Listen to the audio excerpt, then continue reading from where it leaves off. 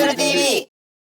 ずるずるどうもすするです。毎日ラーメン健康生活ということで相変わらずやってるんですけれども、私すするが大好きな塩生姜ラーメン専門店マニッシュさんの新たなブランドのお店、こちらです。ドン JR 西日暮里駅から徒歩5分くらいのところにありますこってりの塩ラーメン専門店マニッシュ日暮里さんにお邪魔してます。こちら、こってりのマニッシュさんは今年の7月にオープンしまして、マニッシュさんでは以前からね、背脂入りのトッピングラーメンを提供したりしていたんですが、この度ね、背脂入りのラーメンを看板として引っ提げ、新店舗としてオープンしました。マニッシュのね、あの中毒性のある塩だれと背脂合わさったら絶対うまいだろうということで、早速、すすりに行ってみましょう。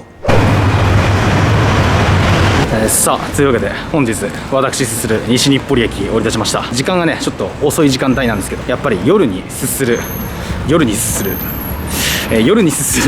背脂ラーメンはね美味しいということで、大体僕ラーメン屋さん行くときは、14時から16時ぐらい、特に都内だとそうなんですけど、このアイドルタイムって言われる、その動画を撮らせていただいている手前、なるべくお店にね迷惑のかからないような時間帯に行くようにしてるんですが、たまにはねやっぱ夜とかにもラーメンすすりたくなっちゃうんですよね。マニッシュさんはねやっぱ僕は都内でも本当に大好きな塩生姜ラーメンの専門店でして、やっぱ塩生姜味はね本当唯一無二の中毒性があるんですけど、それこそ最近ですかね、神田の西口にもねマニッシュさん誕生しまして、そちらも動画ではまだ紹介してないんですけど、なんやかんや2回ぐらい行ってますね、そっちね。はい、マニッシュの店員さんはねもともと背脂入りのラーメンが大好きで、弁慶っていう浅草に本店がある、もうこってりギトギトのね背脂ラーメンが大好きみたいで、ちょっとそういったエッセンスも入ってるんじゃないかということで非常に楽しみですね今回。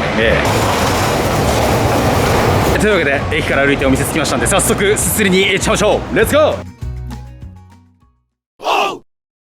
さあ、こってりの塩ラーメン専門店マニッシュ日暮里さん、超ハイテク食券差です。すするはまずこってりの塩ラーメンに背脂増量のこてりをプッシュ、さらにご飯物にミニネギチャーシュー丼、ラーメンのトッピングには味玉とネギ多めを追加しました。そしてこちらではあらゆる電子マネーが使えるのも現代的で嬉しいポイント。ただハイテクがゆえアナログ人間のすするは3回もやり直してしまいました。昭和歌謡ばかり聞くツケが回ってきたのかもしれませんね。とそんなわけでテーブル席多めのゆったりとした店内でお店のこだわりを読んだり、卓上の調味料チェックをして、どのようにラーメンをすすっていこうか頭に想像しながら、近くに座っている夫婦のお客さんが美味しいと言い合っているのが聞こえて、テンションも上がり、こってりな顔でこってりなラーメンを待ってた。塩のラーメンです。こ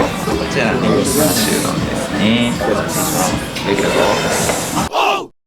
来ました。こちらがこってりの塩ラーメン専門店マニッシュ日暮里さんのこってりの塩ラーメン味玉ネギトッピング背脂増量です。発表。背脂増量は有料なだけあってかなりの量がふんだんに使われており、夜の背脂欲を刺激してくる。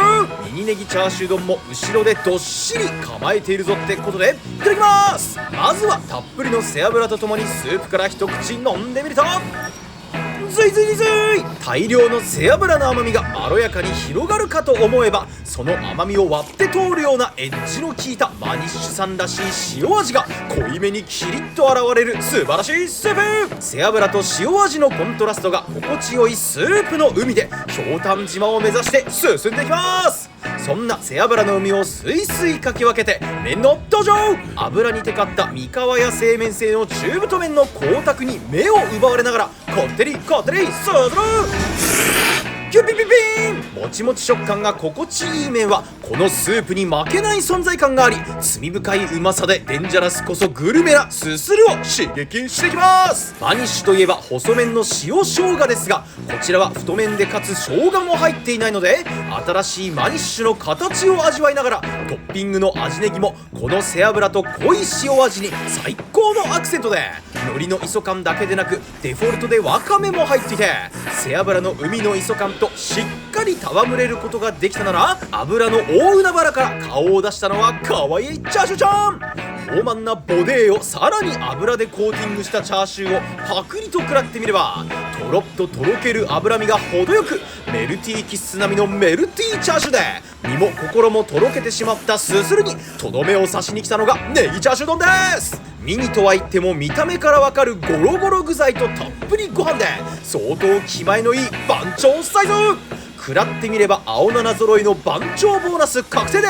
味の頂きラッシュをゲットしたら、ラーメンやスープとの天国ループも突入で、相当なボリュームながら激アツ演出となってガンガン食べ進めてしまいます。そんなこってり塩ラーメン、生姜は入ってませんが、やはりマニッシュさん生姜も合うだろうということで、卓上にはしっかり生姜が用意されているので、こちらをドドンと投入してすすってみましょう。マニッシュ、生姜を入れるとやはりマニッシュらしさがアップし、個人的にはとても好きな味変で、後味がだいぶすっきりとする神のマニマニマニッシュに進化。こうなれば最後まで突っ走っていくぜってことで、ネギチャーシュー丼をかっくらったり、時折背脂スープを挟んだり、ただこの背脂終盤なのにまだまだガブガブいけちゃうとはただものじゃねえぞと、上質な背脂具合にも感動して、隠しておいたへそくりの味玉も勢いでパクリと食らってきた。このたっぷりな背脂のおかげでベースの豚もギリッとした塩も高め合ってる、いいチームじゃねえかと、すする監督もこってりの涙を流したところで、あんなにたっぷりな背脂でも感飲してしまいそうなところ、夜であることを思い出してぐっとこらえて、本日も大満足で完食です。大変美味しくすすれました。間違いないうまさのマニッシュ塩スープに上質な油で新しいマニッシュの形を見ることができた、こってりな夜にも最高の一杯でした。それではごそれ。